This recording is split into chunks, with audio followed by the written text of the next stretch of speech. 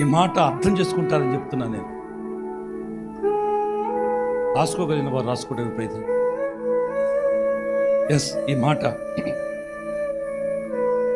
కుమ్మని వాని యొక్క చేతి మట్టిలో లోపం ఉండవచ్చేమో కానీ కుమ్మని వాని యొక్క చేతికి మాత్రం లోపం లేదు. కుమ్మరి వాని యొక్క చేతిలో మట్టి అయినా సరే లోపం ఉండవచ్చేమో కానీ కుమ్మరి వాని యొక్క చేతికి మాత్రము లోపము లేదు. ఎస్, ఆ దేవుని పిల్లరా గమనించండి.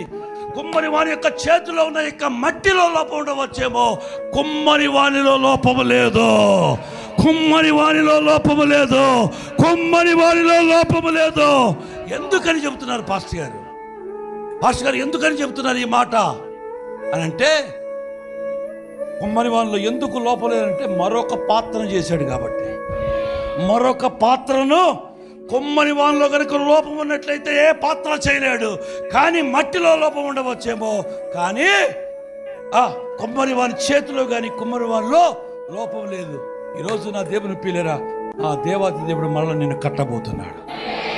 దేవాతి దేవుడు మరల అలుపులైన నిన్ను ఘనపరచబోతున్నాడు, గనులుగా చేయబోతున్నాడు.